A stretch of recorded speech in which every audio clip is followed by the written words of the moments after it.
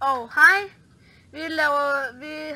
Det her er anden episode af, jeg ved ikke hvad den her Let's Play kommer til at hedde. Jeg ved det ikke endnu. Vi optager det her samme dag som første episode. Men altså ja. Vi skal vel begynde. Og jeg skifter lige fra creeperhovedet. Sådan der. Sådan der. Og jeg er Mathias. Ja, som hedder Laursens efternavn. Og Bugga Lukas der. Han er en banan. Hvis du lige gider tage armeret af. Og jeg er faktisk ikke kun en zombie. Jeg er en zombie med skjorte. Ja. Og og som du kan se, har Lukas briller på. Det har han også i virkeligheden. Det er altså ikke briller. Det er bananøjne. Og jeg lavede bare sjov. Han har ikke briller på i virkeligheden. Nå, men hvad skal vi lave? I den her episode, jeg tror vi skal finde noget frø til vores farm. Okay. Og dem der nok, altså det er der nogen, der skal. Der har lidt kig på sidste episode, kan se, at det ser anderledes ud. Jeg bruger Chesterpack. Simple Craft hedder den. Så blev det sagt. Yep. Så kan man altså ikke undre sig længere over udseende. Men I skal også lægge mærke til, at der kan også være andre mennesker end os tre. Ja. Dem skal ikke fuldkommen være. Kun tænk på os tre. Det er ikke... jo, altså, de må også tænke på adminsene. Ja. Admins. Og hvis I synes... ja, når vi lige er kommet i gang, men hvis nu I synes... Når I ser næsten alle vores ting... Ej, jeg vil gerne have, at I gør det og det. Så kan I bare skrive det i kommentaren.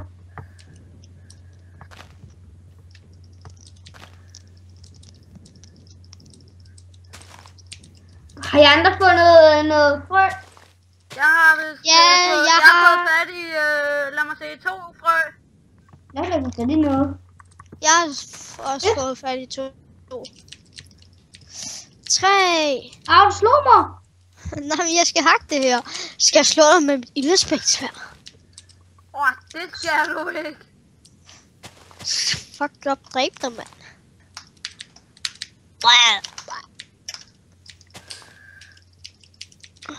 Jeg har 5 frø.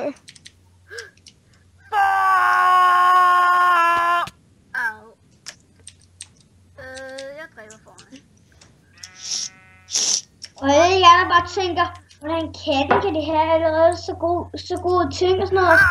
Fordi vi har allerede, det er fordi at en af vores venner, ham bor vi sammen med, han har nemlig griefet en af faction. Som du også sagde i første episode. Ja. Griefet en faction, sådan så at vi fik alle tingene. Okay. Men ja, det sagde du faktisk også i første episode. Hush! Det er bare hvis du ikke stop med at slå mig, Lukas.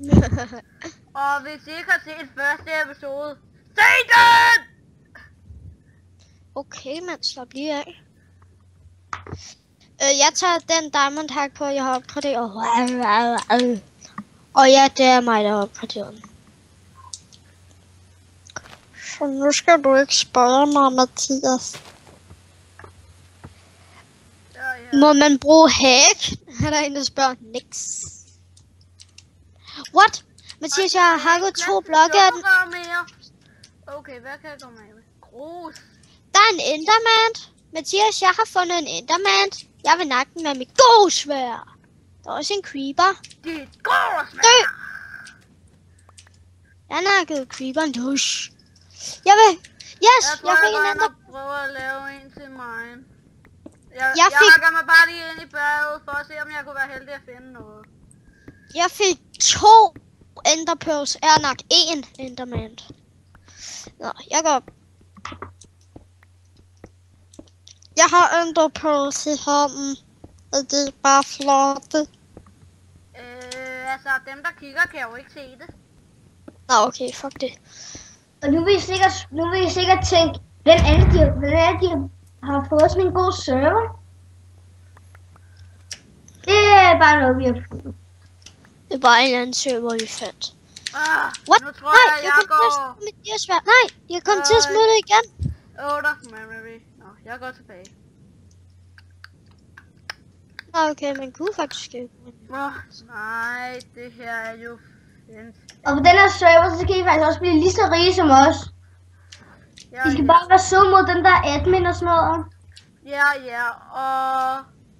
Ja, jeg stopper med... Skal vi ikke så er jeg tilbage. Jeg Vi skal har... ikke tage til never i den her episode. Altså, jeg har 2 ender pearls. Dem lægger jeg bare ikke nødvendige ting. Okay. Nu har jeg taget en hakke, og nu har jeg så svær og rustning. Jeg er klar. Hvad med jer? Okay. Kan jeg lige få lov til at Hey, vende Mathias, tilbage du til tog Lukas? min! Du tog min! Jeg tror bare, det var ødelæggelig. Jamen, det var den, jeg havde. Giv mig den. Hey Lukas, er du klar til at modtage en TPA? Den lagt i kisten. Ja, ja. Lukas, jeg sender dig en TPA. Ja, jeg er klar. Mathias, det er min hakke. Giv mig den. Hvis I synes, Min. jeg laver underlige lyde, det er bare sådan, jeg er. Der. David tager også lige en hakke, fordi at i den her episode skal vi til den netter. Jeg putter alle mine... Nå, kom, så hopper vi. alle mine ting i madkisten. Og jeg ser, der lige nu kigger. Hvis I er bange for never, så får I... Og skriv i kommentarerne. Hvis vi... Jeg håber, vi husker det, men... Shit, jeg blev lige slået. Vi vil nok prøve at sige, når det er her, vi kommer ud af den netter igen. Ja. Jeg ser lige, om man kan lægge et edderkoppeøje derind. Ja, det kunne man. Ej, kunne man? Bare noget. Jeg smider lige 4 tråd. Det skal jeg ikke bruge. Sådan er jeg altså. Jeg smider ting rundt omkring tilbage til bruge. Kan vide, hvad den egentlig får. Hey, jeg skal ikke bruge det. Den fik ingen effekt. Nå, giv mig.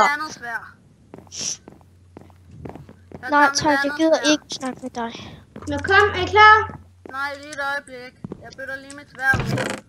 Turn, turn, turn, turn, turn, turn, turn. Og jeg tror ikke lige, jeg tager hakken med. Nå, vent, Og ligesom jeg har med... glemt min armor. Nu er der sikkert mange, der spørger, hvad er det, vi skal? Jo, jeg tror, vi kan lave et hus og sådan noget. Ja, så ja, det kunne da godt være, hvis vi finder... Men så skal vi da have materialer med, skal vi egentlig? Nej, vi gør det bare ud. David, hvorfor i alverden har du ikke dit rustning på? Fordi jeg ikke lige frem er den, der vil miste alt disse netter. Men David, du har altså... Der er et buske, der rider på en edderkop der på Det taget. er, hvad det nu det hedder, en spejderjockey. David, kig op på taget, prøv at se. Jeg har set spejderjockey. Der er et buske, der rider på en edderkop. Nå, hvis de skal af med leveler, så må jeg hellere lige bruge chanting table. Ah, 2 Vi edderkopper. bør virkelig få bygget den her bygning højere. Fuck. Det er mit XP. Hvad? Det var mit XP. Ah! Nå, jeg har lige chunk mit hakke. Og jeg fik 17 tråde. Jamen, der ligger mega meget tråd og pil og knogler her. Det er nogle jakke. Klar, nu tager vi til never. Og David, tag også lige din rustning på, fordi det er ikke så klogt kun at miste sit sværd. Kom så. David, han skal lige have sit rustning på, medmindre han kun vil miste sit sværd. Eller... Det vil jeg da gerne, og det, jeg vil ikke, nu hvor det er, jeg ikke aner, hvordan det ser ud derinde, så vil jeg gerne lige være lidt sikker. Kom her, Edderkop. Kan I ikke tjekke Pas, kom vi så ind nu. Nå, men jeg har lige lukket ned og kommet herind. Okay. Kan I ikke så? kigge på det først? Turn, turn, turn, turn. Kan I ikke kigge på det først? Nej, kom nu bare, David. Er der sikker? Ja. Der er faktisk ikke noget farligt. Vi leder ikke op et farligt sted. Og vi begynder at hakke den never, så vi kan lave et hus. Yep. Eller et... Ja. bagved. Bare kom herover. Der er ikke noget galt med det. Der er ikke nogen zombie pigman sådan lige i nærheden, der bare kan angribe os uden at vi ved det. Så angriber de kun en, hvis man har drillet dem. Hvad er det? Ja, så er nogen, der skyder store ildkugler. Har du hørt om dem? Ja. Mathias, jeg kan se en ghost. Fuck, den er der. Mathias, den er lige der. Ja, Og den prøver at skyde imod mig, mand. Vi har sådan en ildkugle tilbage. Ej, helt seriøst, vi skal have den ghost, tror jeg. Er fandme ikke bange for den.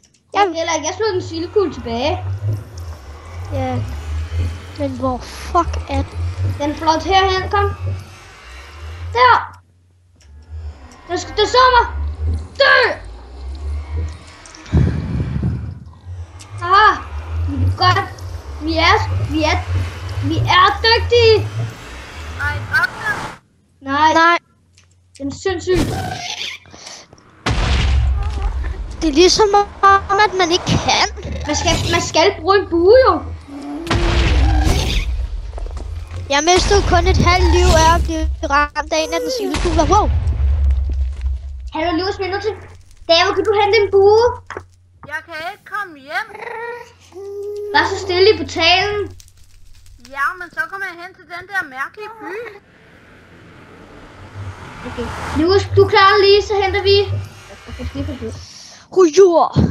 Louis, du klarer det lige selv. Mathias Skovsen, den kommer herover. Jeg laver lige et beskyttelsessted til mig.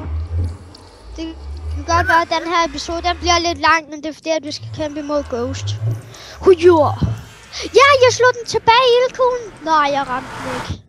Jeg vil prøve Jeg henter lige at... Kom nu her, tøse Ghost. Kom nu.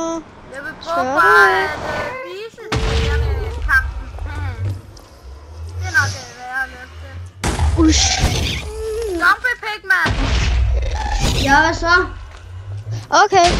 Hvis du er så bange. Det klarer du ikke, det der! Kom her. Jeg nakkede den for nemt. Mand, jeg fik 9 guldklumper af 1. Nu kan jeg jo lave et stykke guld. Hallo, Louis, klarer du ghosten? Nej. Den er her stadig. Den er bare der. Kan du se, hvad jeg mener?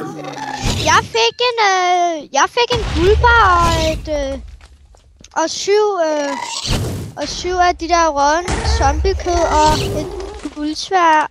Og nok en zombiekød. Prøv at se, jeg er da temmelig god til at kæmpe imod den. Eller Ej, kom nu. Kom nu. Jeg har faktisk fuld. Ej, hvordan laver man en bue? Ved du ikke engang, hvordan? 3 pinde og 2 snore, tror jeg. Nej, 3 pinde og 3 snore. Ja, det har jeg også. Okay, du shit. skal lægge... Der er ild i mig. Hvad? Der er ild i mig. Sig nu bare. Læg pinden i et C. Altså sådan den ene... Først lav 3 snore ovenover hinanden. I en workbench. Crafting table. Hvor lang tid har jeg lige ild på mig? Du er ikke død, vel? Nej. Hvor meget liv har du? Nej, men jeg får hele tiden liv, men jeg mister hele tiden. Endelig stoppede den grimme ild. Kom så, Ghost. Lad os kæmpe. Hallo, David, kan du ikke lige komme hjem? David, TP mig. Okay, det vil jeg nok prøve. Nej, ikke igen. Så kan I se sidste tid i... Hvordan staver man til dig, Mathias? Thias. Hvad? Hey, der er også klumpe i netter. Sådan. Hvad sagde du? M-A, og hvad kommer så? Jeg har skrevet det i chatten. Ja, jeg har set det.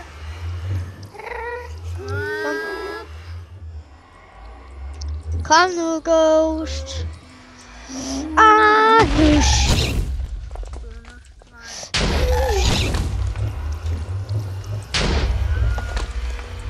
Wow, shit.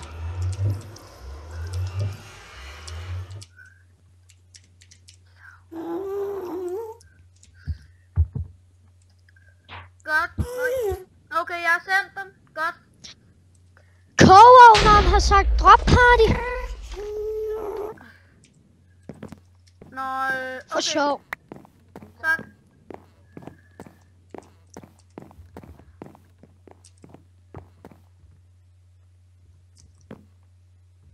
Og I må undskylde, at jeg ikke lige ved, hvordan man laver en bue. Og dem, der i forvejen ikke ved, hvordan man laver en bue. Her. Så ved I det. Hvis I da kiggede. Og ellers skal I bare spole tilbage. Ja, det bliver ikke så svært at spole tilbage. Eller hvad? Nå ja, måske jeg skulle... Jeg har lyst til at skifte Chester Pack lige nu. Jeg stopper lige optagelsen, når jeg skifter Chester Pack. Okay? Så... Og vi er enige, og jeg tror, vi ser på den samme. Hvor er du henne? Øjeblik, så skifter jeg Chester. Hvis du løber langt væk fra... Sådan der. Det der det er mega nemt at nakke dem. Nu håber jeg ikke, jeg har lavet en fejl, så jeg siger det der fejl. Indersiden af portalen er gået i stykker, jeg er tilbage igen. Jeg bruger en Chesterpack. Jeg vil prøve at lægge link i beskrivelsen, som hedder noget med Sparks Purtekraft. Mathias, lige meget, vi fik det. What, man? Jeg har... Ja, jeg dræbte den, og jeg fik Jeg har 59... Mathias, jeg har 59 guldklumper. Jeg har 5 kun. Det er nok fordi, at jeg nakker flere zombie pigments end dig. Nå, her er der zombie pigments, og jeg elsker at kille dem. Sorry, jeg kan se 4 mand dør. Og Mathias, jeg tager dem her alene. Okay, det gør så ikke. What? Men jeg har over en stack af dem der. Men jeg fik guld. Jeg fik rent guld. Det gjorde jeg. Mathias, det har jeg også prøvet. Ja, det kan være, at man kan bruge mad. Vi tager til lidt med hjem. Jeg bruger ikke meget mad. Jeg har Mathias, bare kom hen til mig. Jeg er zombiekød, og det er det, jeg hele tiden spiser. Jeg tager bare hjem, og så tager jeg lige noget mad, og så tilbage af dig. Nå, okay. Men jeg står her med det hele alene. Jeg er bange. Okay. What? Min brystplade, den er mega tæt på at gå ud. Og jeg ved godt, I synes sikkert det er irriterende, at det vil blive svært at se fra Lukas' kanal eller Mathias'. Nej, prøver at dræbe mig. Men altså, en dag bliver det nok muligt at få det til at blive optaget på Lukas eller Mathias' synsvinkel. Det bliver lidt svært. Ikke så svært. Wow, shit. I kan da bare komme hjem til mig en dag, og så kan vi bytte computer. Sådan, så den, som skal have synsvinklen, tager min computer, og så kan jeg bare bruge den anden. Jeg kommer og redder dig, Lukas. Jeg mangler lige nogle pile. Nå, jeg har en stack guldklumpe og 30. Vi kan få meget guld ud af det. Det kan godt være, at jeg synes, at David han ikke er så sjov at se på, men det fordi at han er ikke den, der sådan mest går rundt og dræber zombie pigments og sådan noget. Det var derfor. Og jeg ved godt, jeg vil nok prøve på at få det til at blive, hvad det nu det hedder, en af de andre synsvinkler, men intet er jo helt. Nu er jeg et helt andet sted end dig. Nå, så bare tilbage til mig. Og jeg ved godt, jeg også lækker. Det er fordi, at portalen den også er gået ud. Det er nok derfor. Hej, zombie pigman. Nå, skal du løbe efter mig? Jeg løber bare for dig. Mathias, jeg er altså ikke til lige nu. Jeg skal bare lige dræbe den her ene zombie pigman løs. Og forresten, nu hvor vi er i gang. Hvorfor i alverden har vi egentlig filmet så lang tid? Okay, det var nok et dumt spørgsmål, men jeg tror måske snart vi stopper.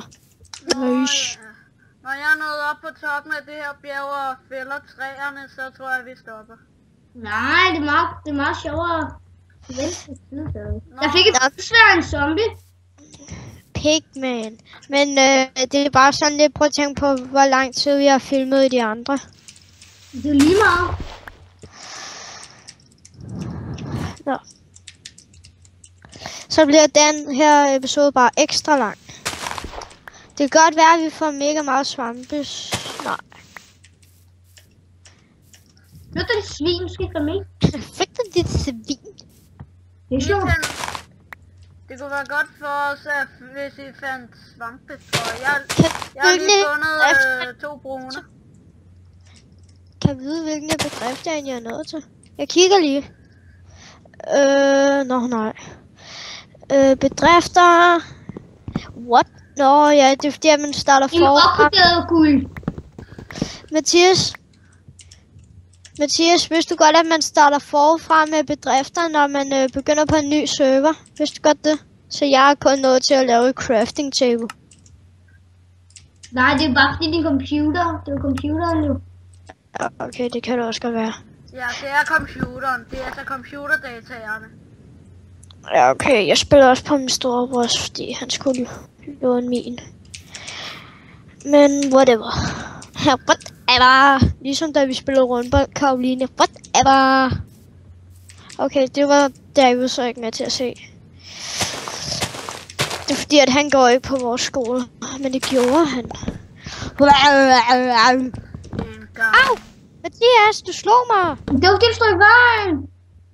Du stod i vejen. Fuck dig, din fede ko. Ikke vand! Lad være med vand! Lad være med vand! Nu går min brystplade ud.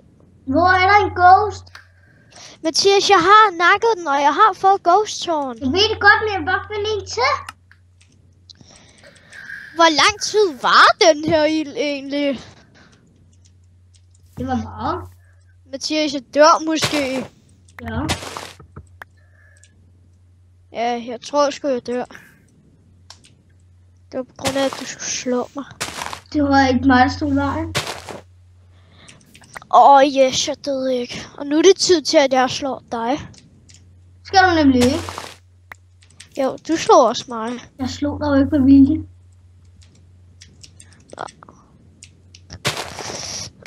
Wow, vi har egentlig mange ting fra den nether. Hush.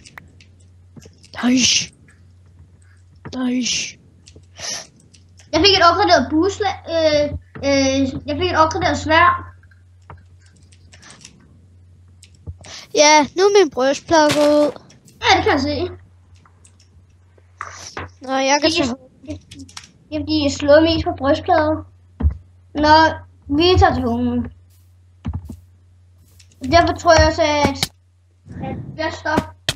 vi vil stoppe nu. Ja. Nå, men vi ses alle sammen. Jeg tror jeg... Og jeg tror jeg vil gøre noget til næste episode, men ja... Vi kan ikke se de andre. Hej hej.